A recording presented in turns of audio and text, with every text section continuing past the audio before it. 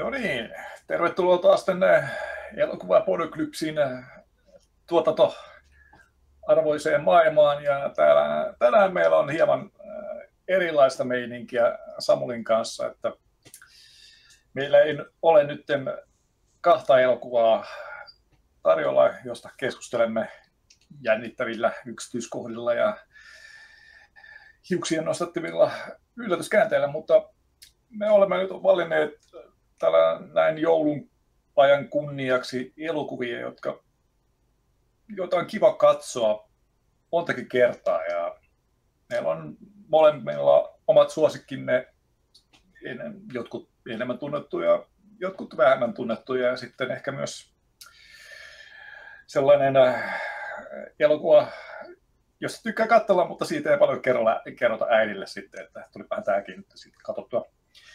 Vai mitä? Joo. Eli tässä ollaan vähän tämmöisien suosikkielokuvien kautta, lohtuelokuvien kautta, syyllisten nautintojen parissa. Sehän on, emme välttämättä aina pelkällä leivällä ja vedellä edetä, vaan kyllä sitä vähän nämä aivoissa sijaitsevat synapsit tarvitsevat jonkinlaista muutakin sähköistä ärsykettä, jotta ne sitten synapsioivat oikein hyvin eteenpäin ja hoitavat hommansa niin sanotusti kotiin. Joo, menemättä tietenkään liian syvälle näihin yksin lensi yli käänpesän henkisiin kokemuksiimme. Sekin elokuva pitäisi taas katsoa uudestaan. Joo. Siitäkin voisi ehkä joskus vähän jankutella kaiken näköisiä juttuja, kuten me ammattipiireissä ruukaamme sanoa. Mutta mitäs Samuli, haluatko vaikka aloittaa omalla valinnallasi? Joo, eli meillähän ymmärtääkseni oli se, että ensimmäisenä mennään vähän tähän tunnetumpaan päähän ja arveli aloittaa sellaisella jouluelokuvalla kuin Taru Sormusten herrasta Kuninkaan paluu. Oho! Joo, että varmaan olet nähnyt aikaisemmin tämän elokuvan kanssa. Kyllä, kieltämättä varmaan 10 kertaa, että ihan teatterissa kotona huoltoasemalla ja jossain nimeltä mainitsemattoman kultin kokouksessa. Että Joo. On se vähän tuttu, kieltämättä. Joo. Vähän arvelinkin, että tämä tosiaan on mulla itsellä kanssa vähän semmoinen jokavuotinen perinne, että tulee aina tässä joulun alla katseltua trilogia uudestaan ja tämäkään joulu ei ollut poikkeus. Kattelin sen uuden 4K Blu-ray-versiona nämä Extendedit kaikki läpi ja tykkäsin niistä tosi paljon ja päätin valita sitten, kun vaan yhden elokuvan saa valita, niin tämän Kuninkaan paluun, koska tämä oli sitten tällä katselukerralla vielä parempi kokemus. Että itselläni aina vähän aikaisemmin on ollut tämä Kuninkaan paluu semmoinen, että se on vähän niin kuin tämän maratonin loppupäässä semmoinen näistä leffoista, joka jää sitten vähän niin kuin vähäisemmälle fiilistelylle, että tässä vaiheessa alkaa jo riittää. Mutta tänä vuonna oli vähän erilaista fiilikset. Pidin vähän taukoa niiden kahden ensimmäisen ja Kuninkaan paluun välillä. Ja sitten kun katsoin sen Kuninkaan paluu itsessään, niin sepä sitten olikin yllättävän hyvä tapaus. Että sanoisinko, että jopa tykkäsin sitä enemmän kuin Kahdesta tornista tällä kertaa, mikä oli. Oho, nyt on kieltämättä. Joo, sanos muuta. Kova mielipide on kova. Joo, mutta varmaan jotenkin niinku vielä enemmän sisäisesti analysoida tätä selvästi väärää mielipidettäni, mutta niin. No ei, ei tietenkään. Joo. Ei ole olemassa vääriä mielipiteitä, mutta on vaan olemassa vääriä ihmisiä. Joo, mutta se kaikki toiminta siinä ja jotenkin vaan se elokuva toimi tällä kertaa ihan älyttömän hyvin ja loppukaan ei tuntunut liian pitkältä ja mä en tiedä mistä se johtui, mutta se on tosi kummallinen katselukokemus siinä niin kuin nyt taustalla. Että katoinko mä se jossain oikeanlaisessa fiiliksissä tai tämmöisissä, mutta joo. Tosi hyvä homma. Mutta joo, niin kuin itsekin mainitsit, niin itsekin kävin sitten tietysti elokuvissa nämä katsomassa ja nähän kun tuli joulualla elokuviin, niin sitten yhdistyy myös tähän sesonkiin ja kanssa semmoinen kokemus, mutta sulla ilmeisesti kanssa oli aika kova pamaus sitten nämä Sormusten herrasta leffat? Kyllähän ne, kun joskus nuorena luki kirjoja, no, armeijassa tuli luettua toi Sormuksen herra ja siitä sitten suivasti, oliko se nyt sitten Silmarillion ja Hobbitti vai jomminkummin päin, ja nyt sitten aloin taas lukemaan näitä 3 kirjaa niin kuin kronologisessa järjestyksessä, eli nyt on Silmarillion menossa ensimmäistä kertaa suomennettuna versiona, ja sitten siitä Hobbittiin ja sitten Sormusten herraa, niin luultavasti kun olen saanut tämän kirjallisen osuuden, niin sitten kanssa taidan pyöräyttää nuo 4K-versiot kyseisistä elokuvista taas jonkinnäköisen aparaatin läpi ja katselen niitä ja mietin, että kyllä näitä voi katsella aika useaan kertaakin. Joo. Itsekin ilmeisesti olit sitten hypännyt tähän 4K-kelkkaan. Kyllä, nyt tuli hommattua se paketti, missä on näin Hobbitista ja näistä Sormuksen herroista ne 4K-versiot. Niin hommasin saateen, kun mietin, että ostanko ruokaa vai ostanko tämän 4K-paketin, niin kyllähän se 4K-paketti taas voitti. Ja siellähän se on hienossa vitriinissä erityisten turvajärjestelyiden takana. Että on ainakin katsoa sitä hienoa pakettia ja olla tyytyväinen, että Joo. Mutta niin. Kyllä. Mitä tykkäsit siitä sitten? Nehän on nyt vähän erinäköisiä 4K:na, että ne ovat vähän kikkailleet sen värin kanssa ja vetäneet sitä vähän lähemmäs tätä alkuperäistä teatteriesitystä ja sitten siinä on vähän filmikreiniä poisteltu, että kiinnititkö tämmöisiä huomiota katsellessa? En välttämättä ehkä aina tajua katsoa tuollaisia teknisiä hienouksia. Enemmän se, että kuinka se kuitenkin soljui eteenpäin ja se ei kuitenkaan sanoisin, että ne ei vanhentunut yhtään 20 vuoden aikana. Että ne edelleen näyttää hyvältä kaikki tietokoneefektit, koska niitähän ei ole niin kauheasti, että siinä on kuitenkin perinteisempää efektityötä taustalla, jolloin ne kaikki näyttää edelleen hienoilta ja edelleen näkee, että siihen on selkeästi laitettu aikaa, rahaa ja rakkautta, jolloin on saatu tällainen hieno, sanoisinpä ajaton kokonaisuus. Ja sitten en nyt tiedä, vitsi, ei siinä ole yhtään niin kuin heikkoa lenkkiä, että vähän kun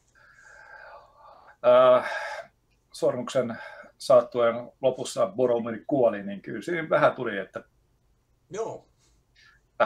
haikea olo, että voi, että vaikka Boromir ehkä vähän oli tällä, että meinasi viedä sen Sormuksen, juonipaljastus, mutta hän kuitenkin sitten pelasti sitten omilla toimillaan sitten Pippinin ja Merin ja taisteli viimeiseen asti, mikä oli hienoa.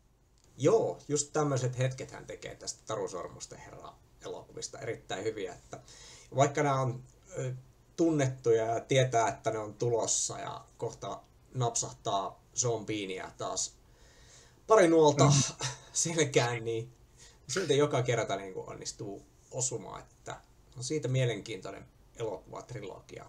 Se kestää noin paljon tätä katsomista ja ehkä se just johtuu siitä, ainakin minun mielestä, että niin siinä on tosissaan näin täydellisesti niin ollut semmoinen täydellinen luova myrsky, että siinä näyttelijät, tehosteita tekevät henkilöt, tuotantosuunnittelijat, ohjaajat, säveltäjät, kaikki, jotka osallistuu tähän elokuvatuotantoon, niin ne on ollut niin kuin luovuutensa huipulla ja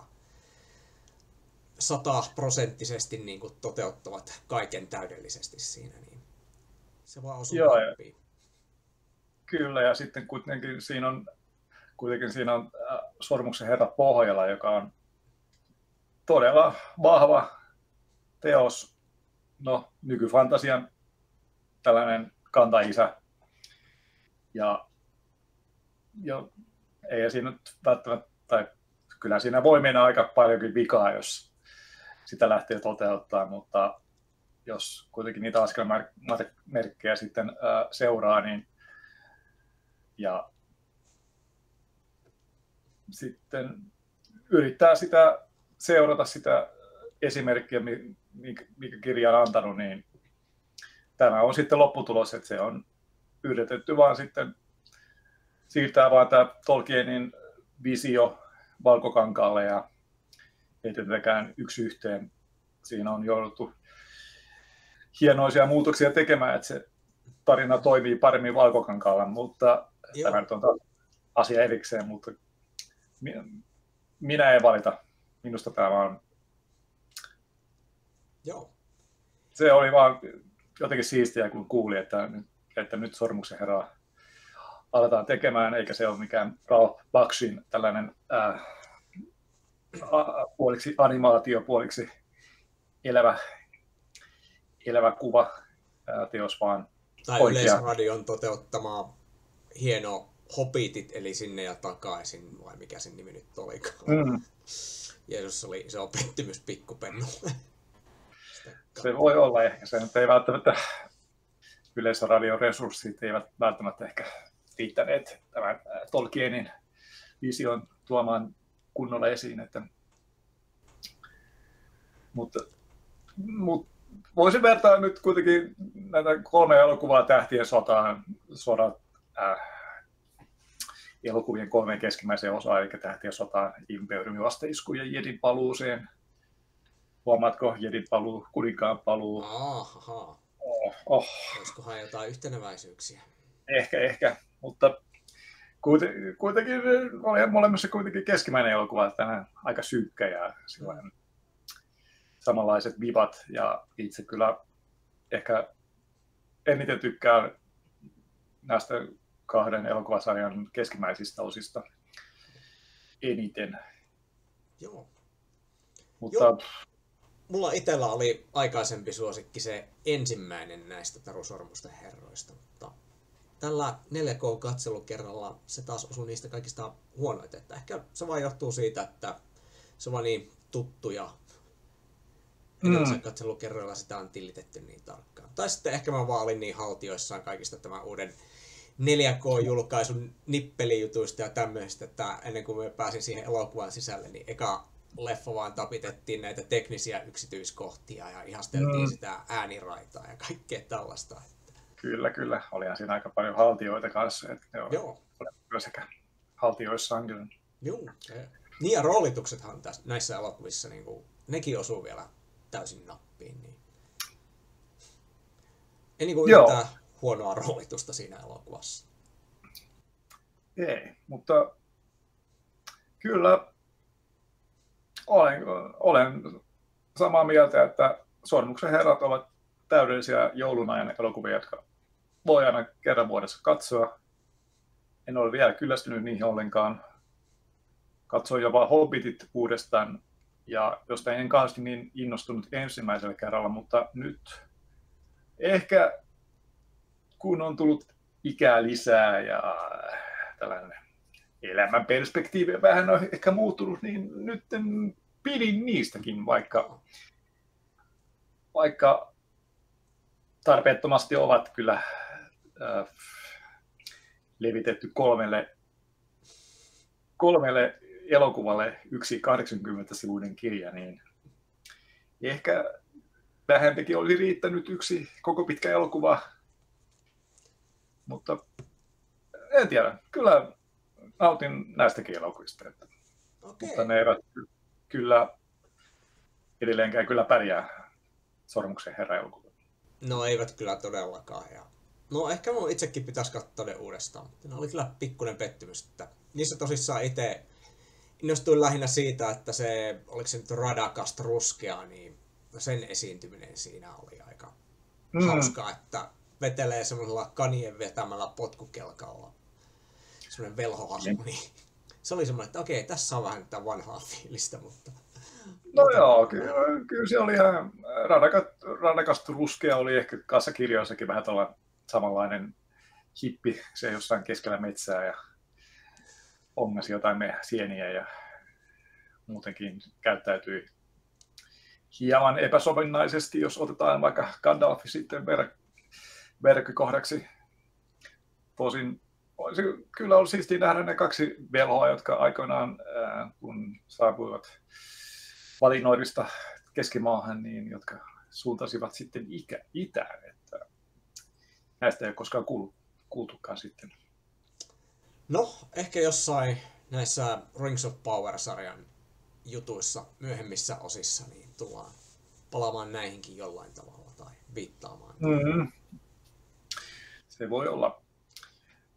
Mutta sitten yksi asia pitää mainita tästä elokuvasarjasta, että siinä monet silloin tuntemattomat ihmiset olivat ensi kertaa nousseet vähän suuremman yleisön tietoisuuteen. Ja yksi näistä oli Eomeria esittänyt Karl Urban, joka on myös pääosassa tässä elokuvassa, jonka itse valitsin tälle joulupyhien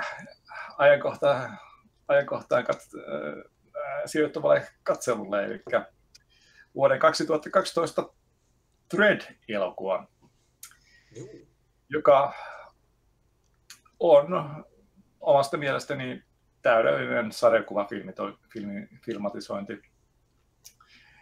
Se on kuin sarjakuva itse, ja Dreadhän oli täynnä väkivaltaa, jonkinnäköistä, ei nyt jonkinnäköistä, vaan aika purevaakin yhteiskuntasatiiria ja hyvin mustaa huumoria. Ja tässähän on kaikkea näitä kolmea, ja mitä sitä sanoo, se on noin 1,5 tuntia muistaakseni kesto.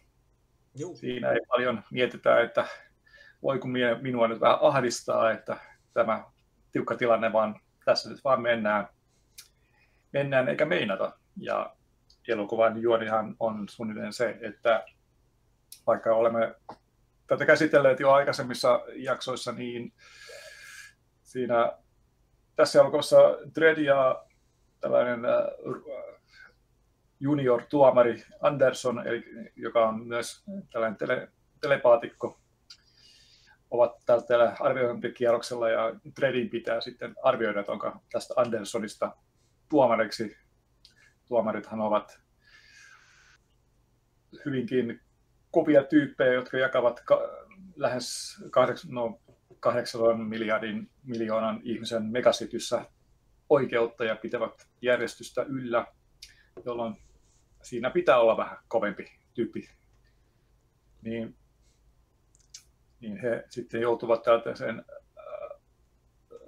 pattitilanteeseen yhdessä rakennuksessa, ja heidän pitää selvitä sitten ylipääkerrokseen rikollispomon luo, että he pääsevät tästä pattitilanteesta yli. Juu. Ja tämä on hyvinkin yksinkertainen juoni, mutta toteutus ei ole ollenkaan yksinkertainen. Se on juuri sellainen kuin se pitää olla. Juu. Siihen tulee mutkia matkaa ja muutamia yllätyksiä. Ja muutamia miljoonia ruumiita. Melkein. Ja toivottavasti mä olisin toivonut, että kun oli Otsots 2 elokuvassa yhdessä kohtauksessa luotilaskuri tai ruumislaskuri, missä näkyy, kun Topper Harley pistelee menemään, ruumiita tulee ja luoteja kuluu, niin siinä on sellainen laskuri, niin mä olisin toivonut, että Jutket Trevissäkin olisi ollut samanlainen, että kuinka monta miljoonaa luotia tämän elokuvan tekemiseen on käytetty ja kuinka monta ruumista tässä syntyi. Että joo. Me vähän luulen, että se luodit per ruumis, niin suhdanne on siinä kyllä aika suuri Dreddissä, että siinä ammutaan aika paljon. Joo.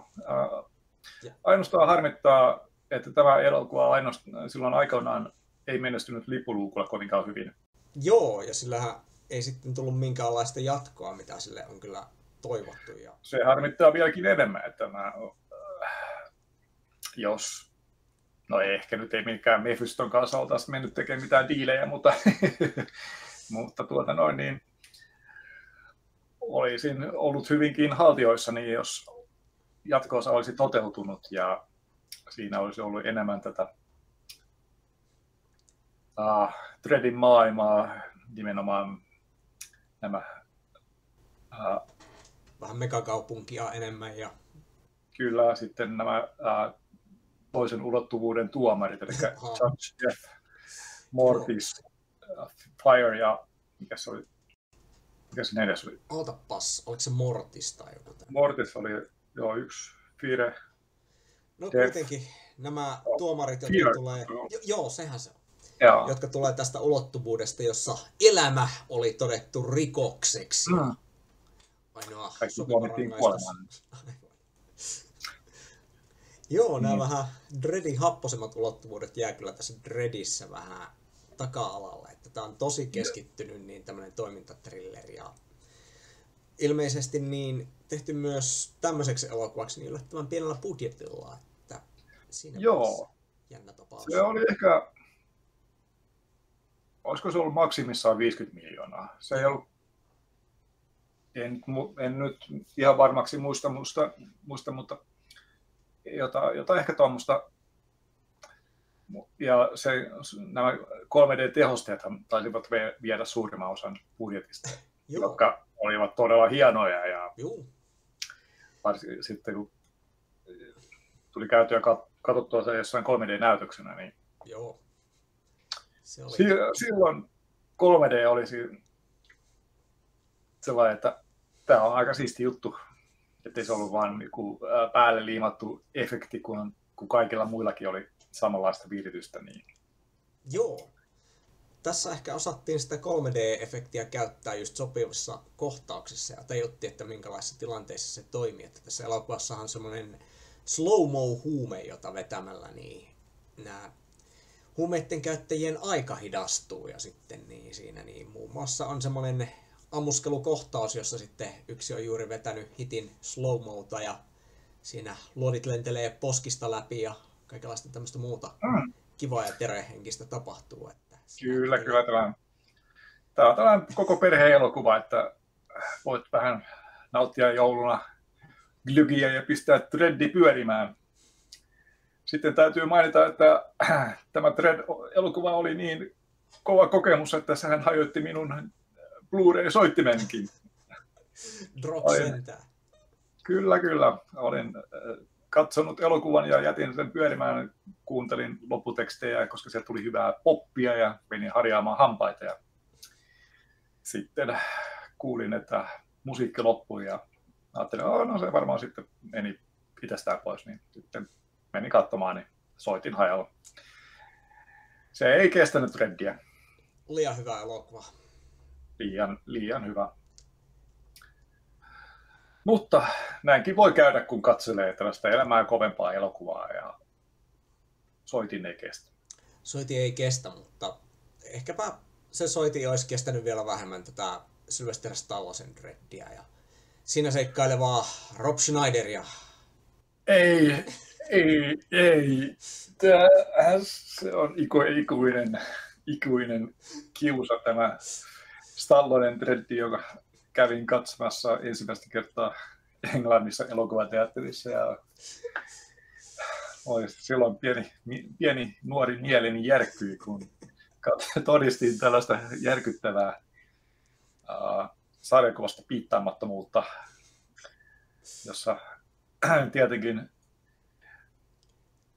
piti näyttää heti Dreadin naama, jota koskaan ei ole näytetty sarjakuvissa, eikä myöskään tässä 2012 Dread-elokuvassa. Niin totta kai Stallone heti ensimmäiseksi funille otti kypärän pois, koska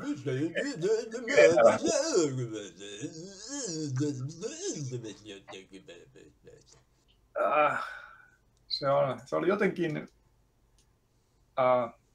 järkyttävää, ja sitä ei selkeästi Dreddiä ei ymmärretty, että piti vaan jotenkin tehdä ilmeisesti joku elokuva jostain sarjakuvasta, ja tällainen sitten tehtiin. Siinä oli kyllä siistejä juttuja, niin kuin ABC Warrior, joka on tosi hieno. Joo, tuotantosuunnittelu tehty erinomaisesti, ja on siinä, no se olisi voinut olla hyvä, se on sen takia hyvin harmittava elokuva. Se on juuri tollainen, se on surullista katsoa, kun olisi ollut hyvinkin suuri potentiaali, kun se olisi vain tehty kunnolla ja koetettu siirtää tämä lähdemateriaali filmin muotoon, niin ei se olisi ainakaan kovin huonosti voinut menestyä, että voisi kuvitella, että jossain Englannissa, joka on 2000 AD ja Dredd-sarjakuvien kotimaa, niin siellä olisi varmasti tullut hyvinkin suuri suosio. Näinpä. Kyllä varmaan nytkin tuli, mutta oli sillä varmaan aika iso budjettikin, olisiko ollut kuin 150 miljoonaa. Joo, minä käsitin 100 miljoonaa ehkä. Että se oli aika iso budjetin elokuva. Ainakin nykyrahassa jotain noita luokkia mennään, mutta joo. Ehkä nykyaikana sitten niin toi Dredd olisi menestynyt ehkä vähän paremmin, jos miettii, että niin kuin missä elokuvakulttuuri on, niin tämmöiset väkivaltaiset keskibudjetin tai tämmöiset korkeamman keskibudjetin toimintaelokuvat, nehän tuntuu nykyään menestyvän aika hyvin, että kaikki John Wickit ja tämän kaltaiset niin ovat olleet aika isoja menestyksiä, puhumattakaan sitten tästä Deadpool-elokuvan synnyttämistä jatko-osista ja sen inspiroimista vähän väsyneemmistäkin viritelmistä. Joo, mutta Deadpoolikin on siitä hyvä esimerkki, että se on otettu aikoinaan vakavasti ja lähdetty vetämään sen lähdemateriaalin ehdolta, eikä yritetty jotenkin muuttaa sitä johonkin toiseen suuntaan. Joo. Ja kyllä se ainakin itseeni iski aika hyvin, kun tuli käytyä se katsoa teattereissa, niin joo. Se oli hieno, kiva kokemus. Siinä sai nauraa ja siinä sai nauttia elokuvasta ja sitten nauraa enemmän, kun siinä tapettiin ihmisiä niin maan perusteellisesti. Mitä muuta elokuvalta tarvitsee? Minä olen aika pieneen tyytyväinen. Että... Juu. Ja olihan tämä kolmaskin osa ihan viihdyttävä, mutta ehkä se on kaikkein heikoin näistä. Vaikka siinä nyt nähtiin Wolverine ja keltainen spandex-asu, mikä on kaikille kasarilla X-menee lukineille, niin kaikki tietää, en mä sano muuta. Näinpä se menee. Mutta ehkä joku vielä tarttuu nyt lähiaikoina tai myöhemmin uudelleen Dreddiin ja tekee sille oikeutta. Karl Urban olisi kyllä kuulemani mukaan erittäin kiinnostunut. Ja toivon, että tämä vielä toteutuu, koska kyllä maailma tarvitsee lisää Dreddiä. Sieltä löytyy niin paljon siistejä juttuja ja tarinoita, josta saisi aika monta elokuvaa. Kyllä vaan. Mutta jätetään tällä kertaa sitten se Rob Schneider pois. Eikä edes palkata mitään sen nykyhenkistä. Joo, eikä niitä lentäviä moottoripyöriä, kiitos. Kyllä mielellään nämä ihan tällaiset kunnon mopot sitten. Olko nyt vaikka joku Honda Manke tai PV, niin niilläkin voisi vähän mennä siellä kieltämättä Megacityn isoilla kaduilla. Niin. Mutta joo. No ei siinä mitään. Paskapuheet sikseen ja eteenpäin. Joo. Eli mennäänkö me nyt sitten vähän tämmöiseen pikkusen syvempään leikkaukseen näissä suosikkielokuvissa? Mennään vähän niin kuin lasten altaan syvempään päätyyn taas. Että joo. No tämähän... Siellä missä kaikki kovat tyypit hengailee. No niin, nyt päästään siis vasta itse asiaan. Joo, no mullahan olisi tässä sitten niin sellainen elokuva, sitä nyt tietysti vähän pohjustaakseni tässä voisi mainita, että mulla on joku omituinen fiksaatio niin tämmöisen kauhuelokuvasarjojen kolmansiin osiin, että esimerkiksi, vaikka tykkään tosi paljon Painainen Elm Streetillä osa 3. ja sitten niin Saw-elokuvasarjan 3. osa on erinomainen, Phantasm-elokuvasarjan 3. osa on myös erinomainen, unohtamattakaan tietysti erinomaista Halloween osa 3. Olen huomaavina jonkinnäköisen yhteyden tässä. Joo, mutta se 3. osa, mistä mä tässä haluaisin ehkä niin kuin eniten höpistää, on Hellraiser osa 3, Hell on Earth, eli helvetti maan päällä, kun on tämä. Joo, AKA se osa, jossa Hellraiser elokuvasarja alkoi menemään väärille raiteille, kunnes se meni sitten vielä täysin pois raiteilta, mutta tämä on sellainen, mitenköhän tätä nyt luonnehtisin, ei nyt mikään erityisen hyvä elokuva, mutta tämä on sellainen viihdyttävä elokuva ja sitten niin kun mietitään tämmöisiä elokuvia, joita kattelee aina jostain syystä uudelleen, vaikka ei ehkä välttämättä käsitäkään. Miksi niin? Ehkä tämä on joku semmoinen, että tämä sitten on semmoinen elokuva, että se on itsellä kanssa sidottu johonkin tiettyyn aikaan ja paikkaan, jolloin mä sitä katselin ja sitten sitä kautta siitä tulee jonkinlainen semmoinen niin kuin mukava katseluelämys aina kun näen tämän Hellraiser 3, joka ei todellakaan ole mikään suuresti arvostettu osa tässä niin kuin Hellraiser-elokuvasarjassa. Ja tämä on tosissaan tämmöinen hyvin ysärikalkkuna. Tämä niin kuin on, mitenköhän sitä nyt sanoisi? No tämä on pirun viihdyttävä elokuva, vaikka tämä onkin niin. Okei. En ole nähnyt koskaan, mutta pitääkin varmaan katsastaa se tässä jossain vaiheessa. Että... Joo, mutta jos Hellraiser-sarja ei sitten ole tuttu, niin... Olen kyllä 1. ja 2. nähnyt ja 1. varmaan 2-3 kertaa. Että se on aika kova tapaus. Joo. Vaikka siinä on tämä Pinhead, jota varmaan joku K-Rauta sponsoroi kapasti. Mutta... Joo, kyllä vaan. Eli nimenomaisesti niin kaveri, jonka pää on ottanut muutama naulaiskun liikaa ja naulat vielä törröttävät siitä, mutta näiden Hellraiserien ideahan on se, että niin tässä on tällainen mystinen vähän niin kuin pulmalaatikko, jonka avaamalla sitten niin pystyy avaamaan oven semmoiseen toiseen ulottuvuuteen, josta tulee sitten tämmöisiä olentoja, joita kutsutaan genobiiteiksi, jotka omien sanojensa tai ainakin Pinheadin sanojen mukaan ovat enkeleitä joillekin ja demoneja toisille. Ja sitten sitä laatikon avaamista aina ohjaa joku kielletty mielihalu. Yleensä jonkinlaiset tämmöiset S- ja M-suuntaiset seksiperversiot tai kielletyt suhteet tai tämmöiset, mitkä on ainakin niissä parissa ensimmäisessä osassa vähän enemmän niin kuin kyllä. näissä myöhemmissä. Että... Kuulostaa jälleen kerran täydelliseltä perheen kesken katsottavalta jouluelokuvalta. Joo, no riippuu vähän siitä, että jos koko perhe on semmoisia tatuoituja, lävistettyjä, vähän niin kuin goottihenkisiä ihmisiä, niin kyllä mä veikkaan, että Hellraiserit niin ovat siellä niin kuin varsin tämmöistä niin kuin perheviihdettä.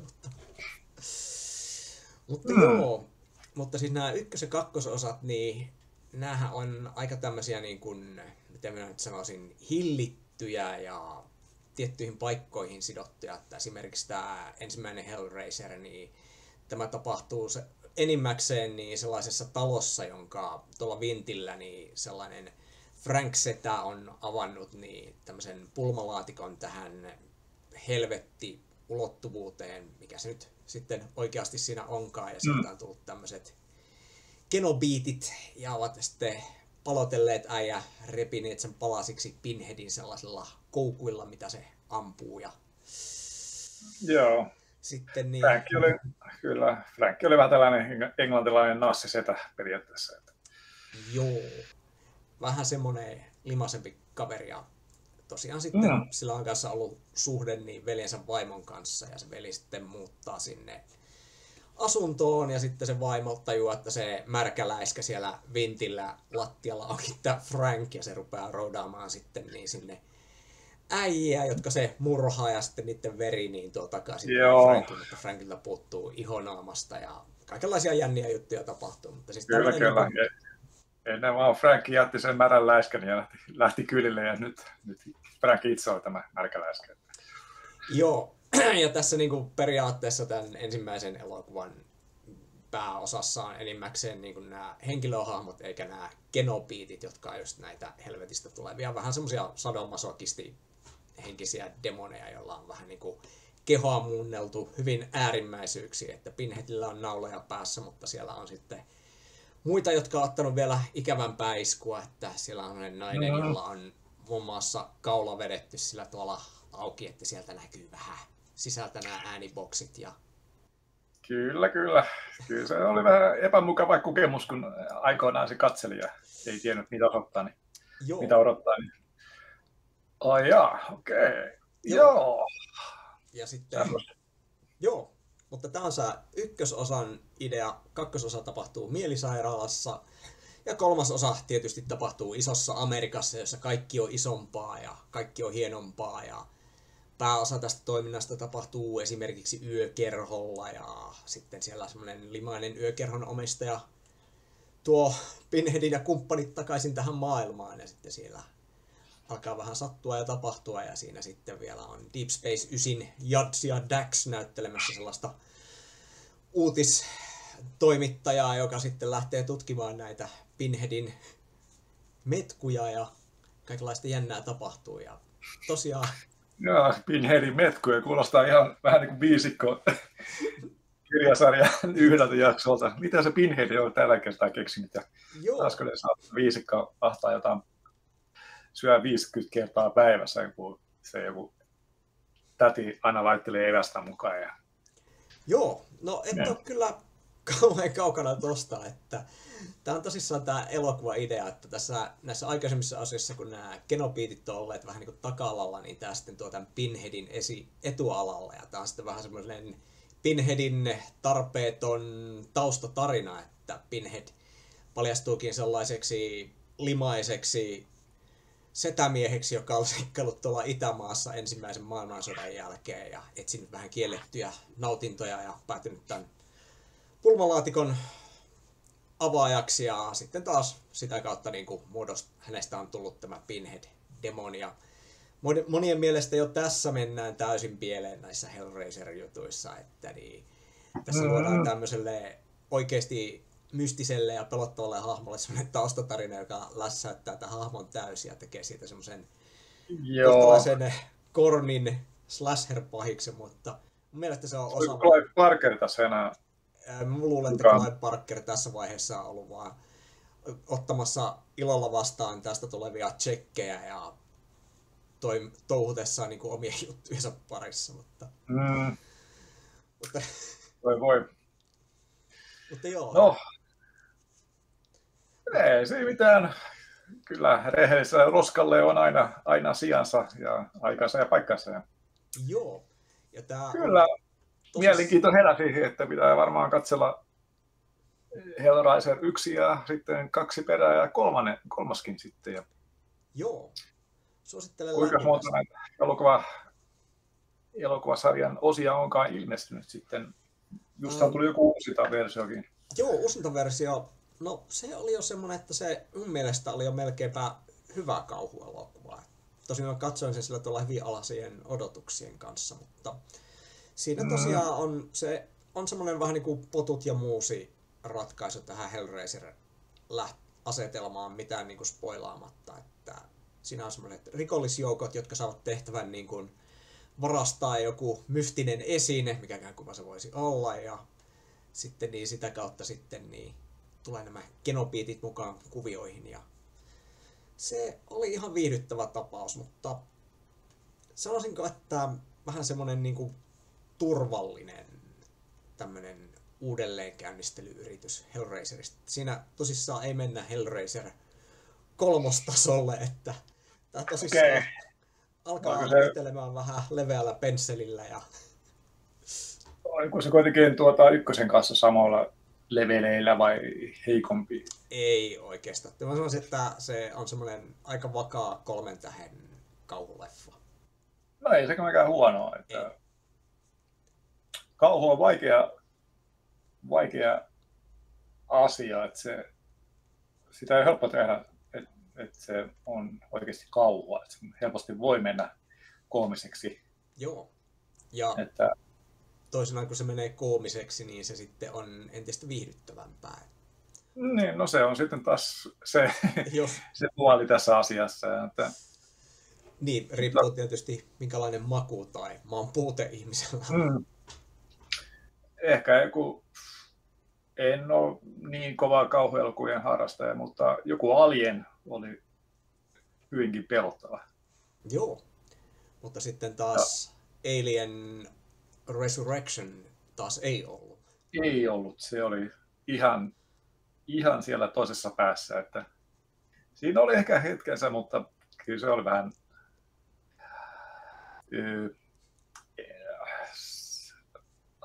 Resurrection, sitten Prometheus, ja mikä sen jälkeen tuli, niin ne on niitä, Covenant ja... joo, niistä elokuvista ei puhuta. Se on vähän kuin Mutta kun taas sitten Alien Romulus, näetkö sinä sen? en ole nähnyt vielä, että pitää katsella tässä.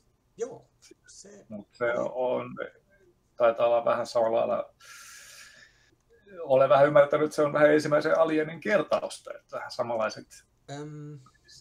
No ei oikeastaan. Tai no, tavallaan joo, mutta on siinä tarpeeksi uutta. Ehkä sen iso ongelma on just se, että se vähän liiallisestikin viittaa vähän näihin vanhoihin juttuihin, kun siinä on tarpeeksi semmoista hyvää uutta tavaraa mukana. Okay. Se on, no minun henkilökohtainen mielipide on se, että se oli ihan hyvin toteutettu Alien-elokuva. Että tuttua ja turvallista. Ja sen ongelmat on ehkä se siinä, että siinä sitten on, no siinä on viittauksia vanhaan tavalla, joka minun mielestä ei ihan välttämättä toimi, mutta siinä on niin paljon kuitenkin omaa semmoista hyvää, että se meni se puolelle. Seisoo kuitenkin omilla jaloillaan, ettei ihan Joo. lepäile vanhoilla meriteillä. Okei, joo. Joo, siinä on tosi komean näköistä materiaalia Alien ystäville, sanotaanko nyt vaan näin. No kyllä, aina hyvä Allu-elokuva kelpaa, että tuossa tuli tykitettyä kavereiden kanssa toi joku Alien räiskintä, nettiräiskintä, ja se olikin oikein. Onko se Alien Fireteam vai mikä se oli se? Joo, tämän taisi ollakin. Se oli hyvinkin viihdyttävä. Ja joo. Siinä pääsi vähän Smart Gunilla posauttelemaan, niin kyllä siinä taas tuli vähän hyvä mieli, kun sai vähän hapua kasvoille ja näki, että alieni kuoli. Näinhän tämä menee näissä paremmissa peleissä. Mutta joo, jos sitten yhdymme vähän erilaiseen tunnelmaan, että itse lähdin tällä vähän, ehkä on vaikea sanoa, että onko tämä elokuva tuntematon.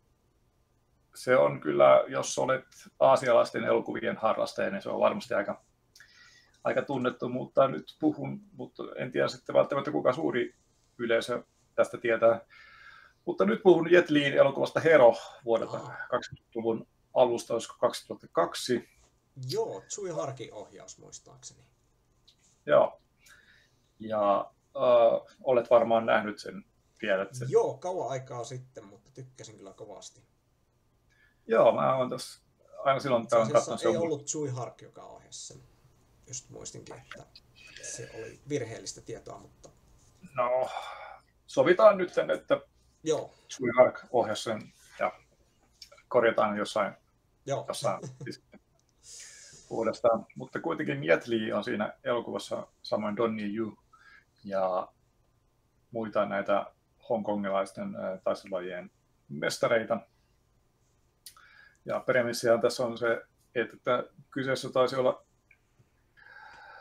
olisiko ollut Qing-dynastian ensimmäinen keisari Kiinassa, ihan ensimmäinen keisari, ja jolloin Kiina oli yhdistetty yhden hallitsijan alle, ja sitten tämä oli kohdannut salamurayrityksiä, ja tämä Jet Li oli sitten pelastanut keisarin, ja sitten tämä Jet Li sitten sai palkinnoksi, että pääsikin tapaamaan tätä keisaria, ja sitten aina sitten kertoi tarinoita ja tästä sitten, missä hän oli taistellut näiden keisaria uhkaavia salamurheja vastaan. Ja sitten aina kun oli yksi tarina kerrottu, niin tämä pääsi sitten lähemmäsi keisaria. Ja sitten en tiedä, pitäisikö tätä poilata, mutta tässä on. Epäilyttävästi lähestyy tätä keisaria määrätietoisin ottein. Kyllä, niin. Tämä elokuva, no jätetään nyt tämä juoni siksi, että jokainen saa sitten katsoa elokuvan, jos haluaa, niin. Joo. Mutta jotenkin tässäkin on aika simppeli juoni, mutta kaikki muu onkin sitten hyvinkin toteutettu. Tässä on myös Tony Leung, tämä hyvinkin suuri tähti kotimaassaan. Ja Tony Yu. Tässä, eikö se ollut pääpahis tässä Marvelin supersankarileffassa, mikä ihan vähän aika sitten tuli tää. Voi olla. Mikäs se nyt olikaan?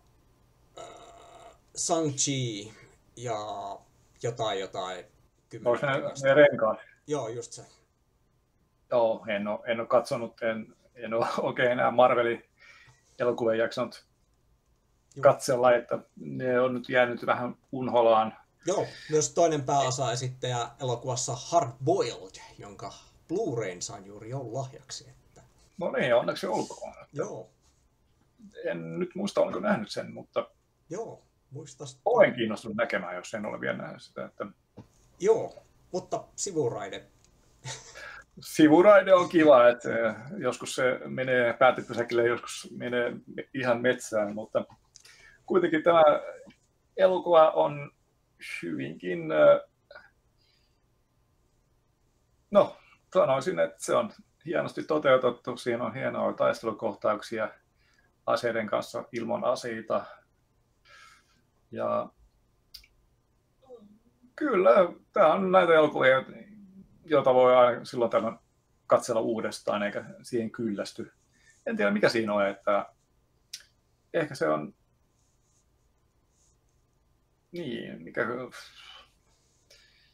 ehkä se on tarpeeksi erilainen, että se kiinnostaa ja sitten tietenkin Aasian kulttuuri ei ole niin lähellä meidän omaamme, niin se on sitten erilaista, mutta kyllä. Kuulin myös yhden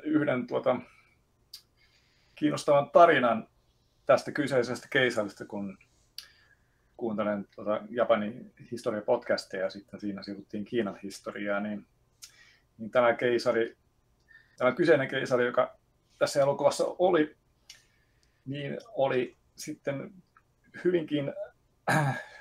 jopa hyvinkin kiinnostunut tai jopa maanisesti epätoivoinen löytämään kuolemattomuuden reseptin, koska hän halusi kuolla.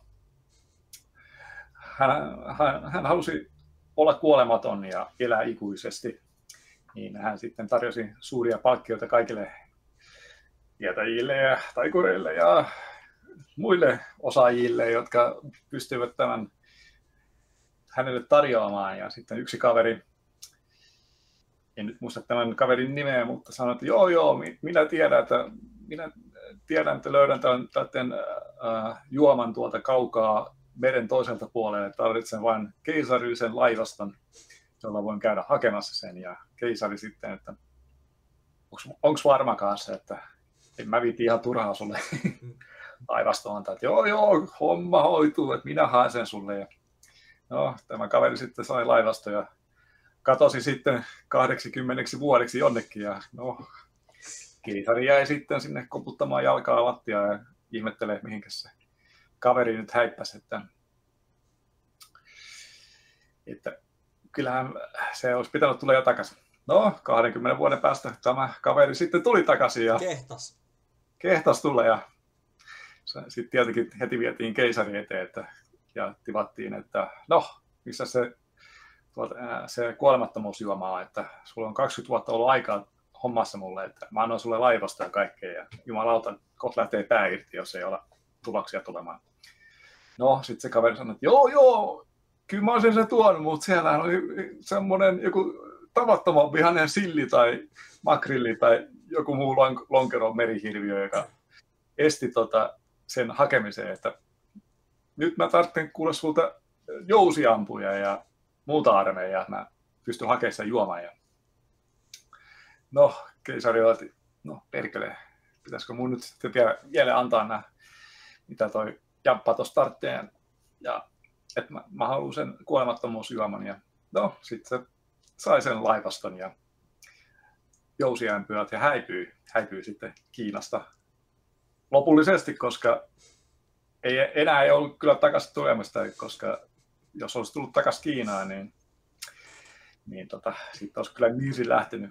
No, kumma juttu, tämä keisari sitten taisi kuolla jonkin aikaa sitten sen häippäämisen jälkeen. Ja sitten onkin sellainen teoria, että tämä kaveri, niin se menikin meren yli Japaniin ja perusti siellä sitten toi kiinalaista teknologiaa Japaniin ja sai heidät sitten niin kuin tälle samalle teknologiselle tielle, jolloin, koska Kiinahan oli ollut valtavan vanha sivilisaatio ja siellä oli monet tekniikat jo hallussa, jolla saatiin aseita ja muuta tehtyä ja muuta sivistynyttä välinettä aikaan, niin tällainen tarina olikin aika mielenkiintoinen. Joo. Toihan on vähän niin kuin One Pieceistä suoraan repästy. En tiedä, onko animesarja tuttu, mutta... Kyllä olen vaan One Piecea katsonut. Eka kyllä tuli katsottua sitä Netflix-sarjaa, mikä tuli tässä joku viime vuoden, josta pidin paljon, ja sitten aloin katsomaan tätä animaatiosarjaa, mutta sehän on ihan niin kuin pitkä kuin nälkävuosi, että kuinka miljoonaa monta jaksoa siinä oikein onkaan. Joo, osia kyllä piisaa, mutta ihme kun tuosta eivät ole sitten tehneet toista tämmöistä Hero-tapasta elokuvaa, että tossahan on, tai tiedä vaikka olisivat... Niin, en osaa sanoa, että niin. Kuitenkin jossain Hongkongissakin on varmaan elokuvia tehty aika paljon. Ja jonkun verran. kuinka sitten Manner-Kiinassa ja Japanissakin on varmaan hyvinkin paljon historiallisia elokuvia tehty. Joo. Ja se on vähän itsellä on toi just tää Wuxia-elokuva, mihin lajityyppiin tää siis Herokin menee. Eli vähän tällainen, mitä se nyt sanoisi, satumainen tai kohotetun realismin parissa oleva vähän tällainen menneiden aikojen kamppailulaji-elokuva. Ei ole ehkä virallinen Wuxian kuvaus, mutta niin mä ainakin käsitän tämän genren. Niin... Joo, se on hieman tällainen fantasiamainen taistelukohtauksia sisältävä elokuva. Joo, oma tietämykseni siitä ei ole kauhean syvällinen, mutta tämä Herohan on varmaan sitten niin tullut aika lailla tämän, mikä se nyt olikaan, piilotettu tiikeri, hiipivä lohikäärme tai päinvastoin, niin elokuvan vanavedessä sitten tehty kohtalaisen iso leffa. Ja nyt itse asiassa just sain vilkastuukaan se ohjaaja oli tällä Herolla, ja se on semmoinen kuin Zhang Yimou-niminen tyyppi, joka on muuten ohjannut sitten semmoisen erittäin hyvän toisen tämmöisen Wuxia-genreen menevän niin elokuvan nimeltä Shadow. Tässä on sitä varmaan jotain 5-6 vuotta ehkä, mutta todella vilkaisemisen arvoinen, että on supernäyttävä toiminta-elokuva. Kyllä, tuollaisia elokuvia katselee hyvinkin mielellään. Tosin yhdessä vaiheessa tuli katsottua aika paljon niitä ja sitten tulikin tällainen pieni kyllästyminen. Mutta aikoinaan ne iskivät kovinkin hyvin ja sitten tuli katsottua näitä Ip Man-elokuvia, missä on Donnie Yu pääosissa ja ne on hyvin viihdyttäviä ja kuitenkin perustuvat oikeaan ihmiseen, oikeaan henkilöön. Joo. Ja mitä sitten tapahtui tuolla. Asuiko hän nyt Shanghaissa vai Hongkongissa? En nyt muista. Kuitenkin siellä. Muistaakseni Hongkongissahan se kaveri taisi touhuta. Joo. Mutta se on Hero-elokuva, joka voi katsoa ainakin kerran 5 vuodessa. Joo, se on myös komea leffa. kun mainit, niin itselle tuli just vielä, että en ole katsonut Heroa varmaan 15 vuoteen, että pitääpä vilkaista uudestaan. Ei se ole ollenkaan huono valinta. Joo, ja aina jos elokuvassa on joko Donnie Yen tai Jet Li tai muut nämä kumppanit, niin niiden huonoimmatkin elokuvat, ne ovat yllättävän viihdyttäviä. Niin. Joo. No, ainakin jos ei muuta, niin elokuvat sitten lisää tällaista elokuvallista sivistystasoa, että ei kaikki eivät voivat olla todella hyviä, että kyllä vähän vaatimattomatkin elokuvat, niillä on omat ystävänsä ja niistä saa jotain kokemusta ja ehkä hyviä kokemuksia tai huonoja, mutta kuitenkin. Joo, ja erityisesti Jet Lin elokuvaa The One, missä Jet Li näyttelee Jet Liitä, hyvää Jet Liitä ja paha Jet Liitä, ja paha Jet Li on niin tullut toisesta multiversumista, ja sen tarkoituksena on tappaa kaikkien muiden multiversumien Jet Liit, jotta se saa niiden voimat, mutta hyvä Jet Li rupeaa tappelemaan sitä vastaan. Tuota kai en nähnyt. No, pitää varmaan taas korjata aukko-sivistyksessä. Joo, se on vähän tätä rähmäosastoa. No, rähmäosasto. Se on ihan hyvä osasto, että kyllä siellä joskus aina tulee käytyä. Joo. Mutta miten sitten, kehtaako Samuli paljastaa tällaista guilty pleasure-osaston elokuvaa? Rähmäosasto on varmaan sitten se, mille tämäkin elokuva menee, vaikka tämä mun mielestä on oikeasti hyvä elokuva. Eli semmoisen syvän leikkauksen arvelin heittää kuin Voyage of the Rock Aliens. Onko tuttu? Ei ole kyllä. Joo. No, tämähän on Kerropa hieman lisää. Joo. No, tämähän on sellainen elokuva, että tämä on periaatteessa musikaali, jonka on ohjannut semmoinen kaveri, joka teki muutamia tämmöisiä vähän niin kuin vähemmän tunnettuja Clint Eastwood-leffoja. Että muun muassa Lällärit lakoon ja joku vähäisempi... mies San Fernandosta. Joo, joku vähäisempi Likaisen Harvin jatko-osa ja muutamia Chuck Norris-leffoja. Ja tällainen tyyppi sitten päätyi ohjaamaan tällaista 80-luvun hyvin kasarihenkistä rock-musikaalia, niin kuin nimestä voi päätellä, joka on, mitenköhän sitä nyt sanoisi, ei se ole ehkä tarkoitettukaan hyväksi elokuvaksi, mutta se on tarkoitettu viihdyttäväksi elokuvaksi ja sitä kautta se toimii kuin junan vessa ja sen juoni on lähinnä semmoinen, että avaruusolennot laskeutuvat semmoiseen kaupunkiin nimeltä, olikohan se Spielberg, ja sitten ne etsivät sieltä rock and rollin tätä alkuperää.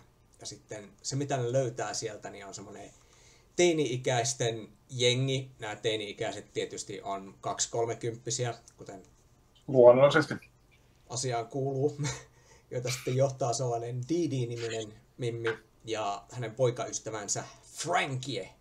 Ja sitten tämän Frankiella on vähän semmoinen Grease-tyylinen, vähän tämmöinen rockapillipoppo sitten siinä vähän taustalla, että se on myös tämmöinen jenginjohtaja. Ja nämä alienit tietysti, niiden johtaja tietysti ihastuu tähän Didihin ja vähän siinä alkaa tulemaan sitten kaikenlaista kahnausta. Ja tosiaan tässä nämä alienit, nämä sitten, nämä ei olekaan mitään tämmöisiä rockabilly-tyylisiä tapauksia, vaan tämä on periaatteessa bändi Devo, joka laskeutuu ulkoavaruudesta ja niiden musiikki sitten on tällaista New Wave-renkutusta. Ja... No nyt tuli 4 maagista kirjainta Devo. Nyt alkoi heti kiinnostaa enemmän.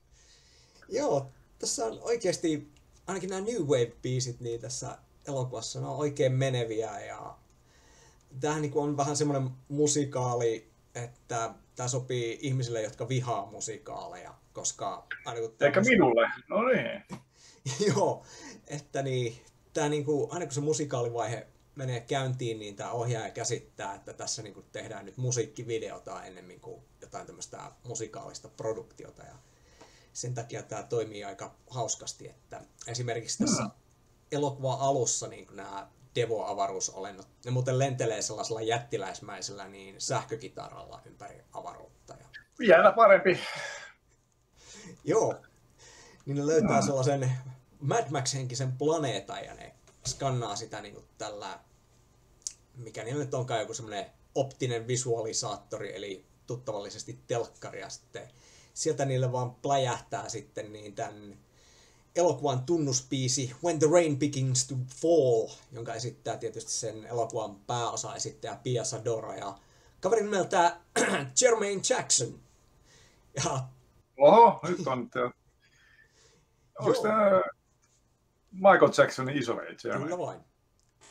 Jackson Pia Zadora. Hänkin oli ainakin siellä alastona se elokuvista jotenkin tuttu. Kyllä vain, sama henkilö. 80-luvun semmoinen popstarpa ja no.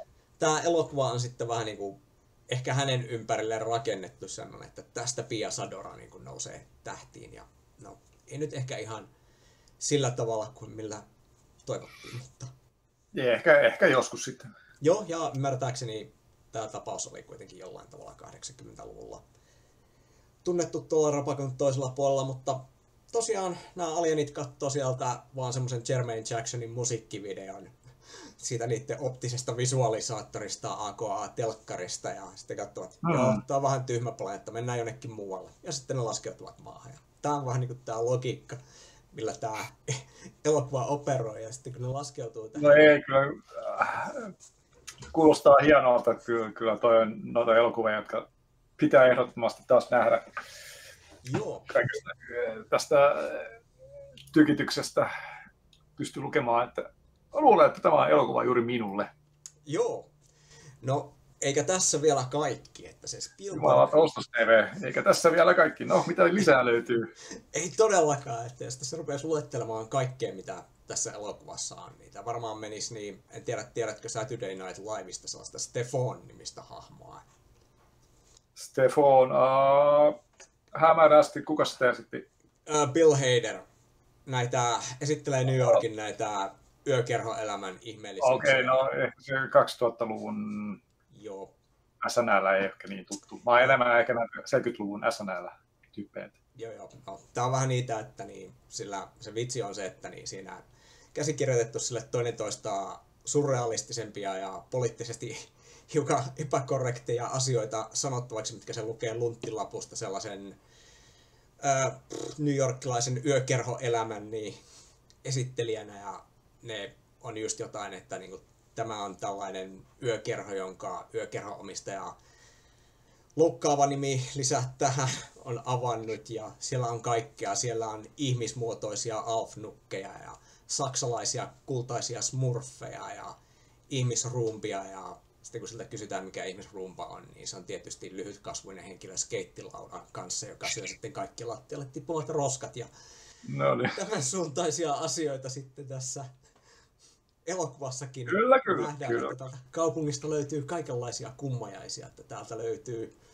lonkerohirviöitä, täältä löytyy moottorisahamurhaajia, jotka ovat paineet mielisairaalasta ja no täältä löytyy kaikkea ja kaikenlaista. Muun muassa niin liipasin herkkä XY toisen maailmansodan veteraani naisseriffi, joka on varsin särmikäs tapaus. No, kyllä. Elokuva, jonka haluan nähdä. Että... Ja eikä siinäkään vielä kaikki. Että mistä tämä jatkuu vielä. löytää? Ei.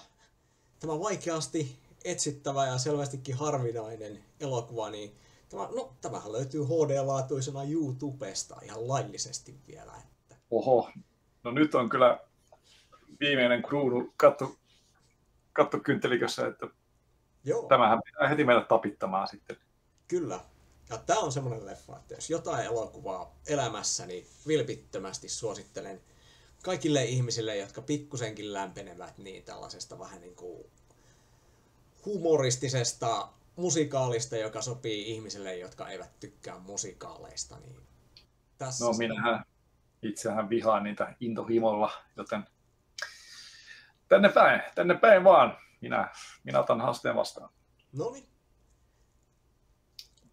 Mutta joo. Joo. Miten voin ollenkaan nokittaa tämän näin hienon sepustuksen jälkeen? No, ehkä yritän, vaikka tämä nyt menee kieltämättä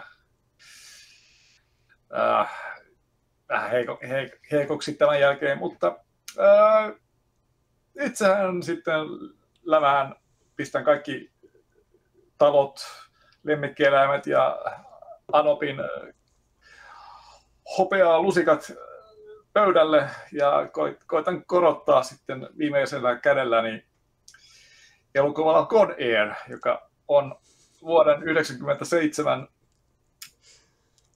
hienoimpia elokuvatapauksia. Elokuva, jossa Nicolas Cage ja Takatukka riehuvat konnien keskellä ja kaikkia tapahtuu. Ihan kaikkia. Ja siinä elokuvassa, jos jossain on kaikkea mahdollista. Siis siinä ei voisi olla yhtään vähempää ja siltikin siinä on kaikkea. Että en ymmärrä.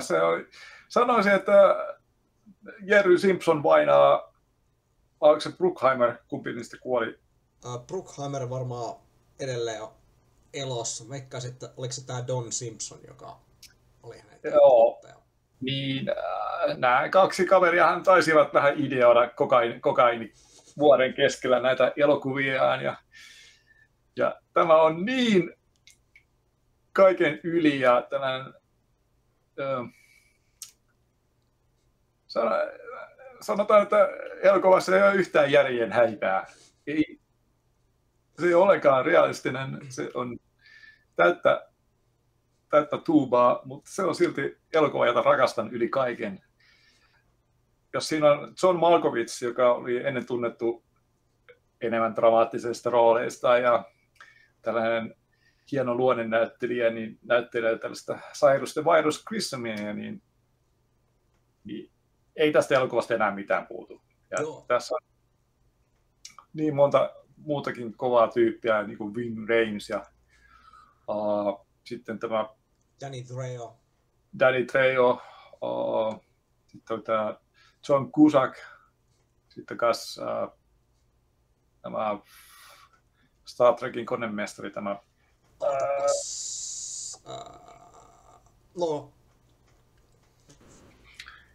kuitenkin päällikkö O'Brien. Oliko se Colm Meaney se näyttelijä muuta? Joo, Colm Meaney taisi olla. Ketäs muita siinä tuli? Ketäpä siinä ei olisi, joka mainittiin Steve Buscemi sarjamurhaajana. Steve Buscemi, ei voi, miten Steveä voi unohtaa. Mies, joka sarjamurhaajana oli pistänyt jonkun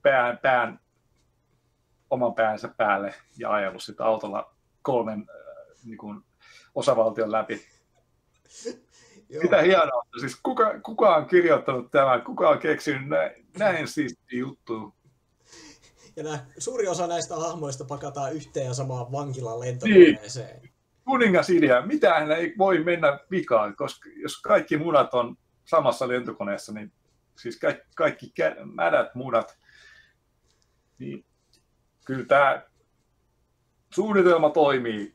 Täyttä timanttia, ei mitään hätää. No, ai niin, kukas siinä muu kuin oli tämä kuin Dave Chappelle myös. Totta kai. Ensimmäisissä rooleissaan ja myöhemmin komedia-legenda. Mitä helvettiä. Joo.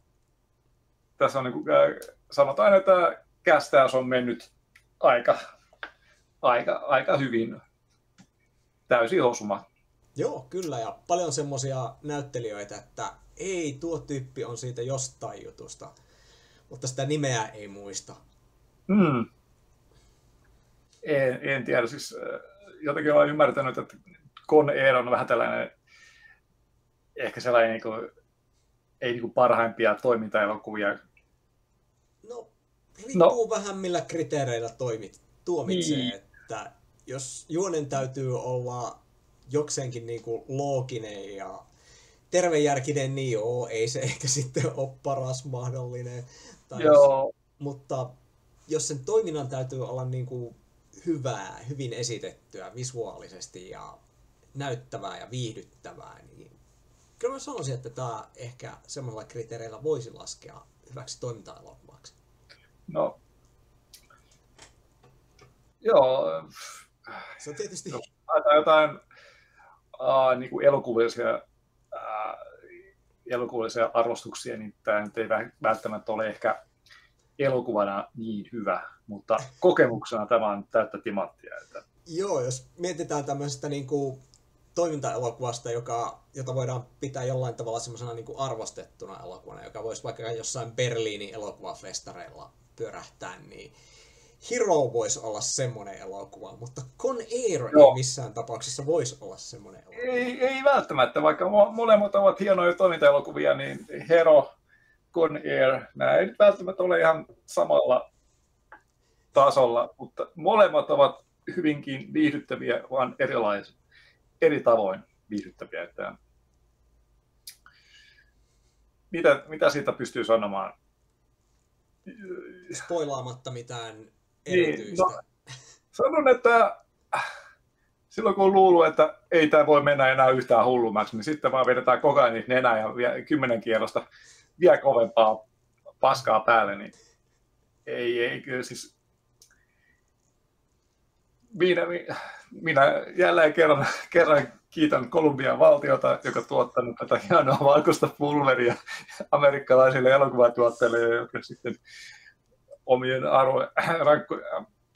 kovien visioiden saattelemina niin sitten saivat näitä hienoja elokuvia aikaan.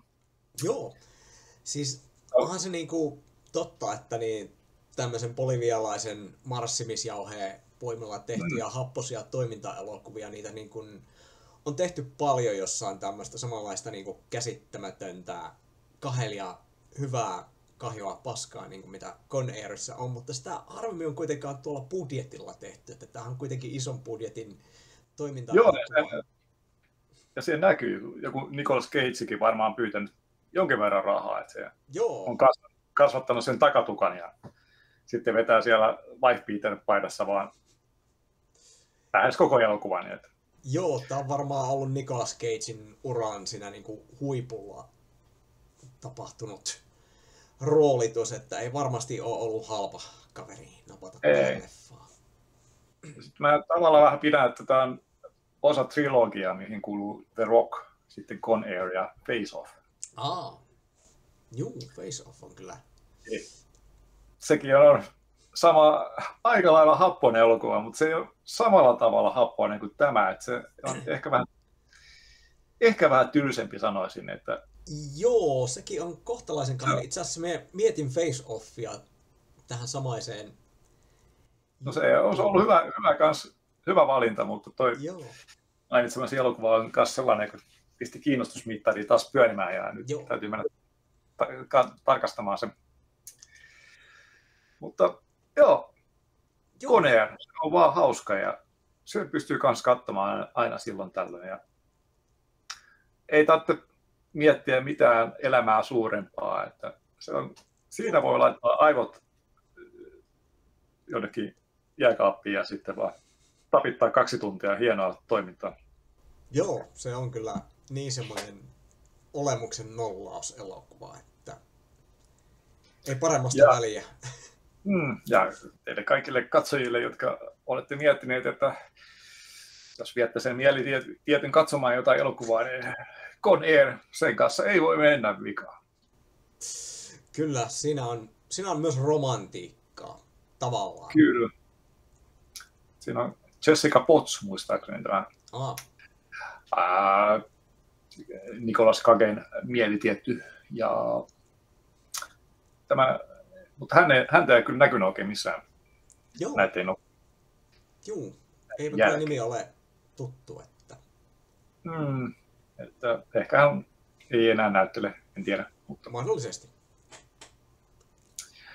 Mutta sanoisinpa, että jos ei ole nähnyt tätä elokuvaa, niin kyllä se kuuluu yleissivistykseen. Että... Joo, totta kai. Että Con Air, niin jos pikkusenkin tykkää toimintaelokuvista, niin tämä on kyllä pakko katsoa. Mm. Ja varsinkin kun siinä on Steve Buscemi, joka ei paljon sano, mutta ei hänen tarvitsekaan. Että kyllä se on aika... No Steve Buscemi näyttelee tässä kovan luokan sarjamurhaajaa ja Joo. Ei sen tarvitse mitenkään uhkailla tai mitään. Se on vaan antaa aika pahat vibat tekemättä mitään. Joo. Sinänsä monipuolinen näyttelijä, että pystyy tekemään myös vähän munkinlaista komediaa. Että kannattaa katsoa sellainen sarja kuin Miracle Workers, missä näkee Steve Buscemilla. Tai Steve Buscemin näyttelevän on hyvinkin monityyppisiä, hiukan koomisia hahmoja. Että... No, niin, en tiedä. Kyllähän Steve Buscemi, niin mitä on ollut noissa Tarantino-elokuvissa, niin kyllähän se esim. Mr. Pink, niin joo. Oli vähän sellainen komiikkaa viittaava kaveri.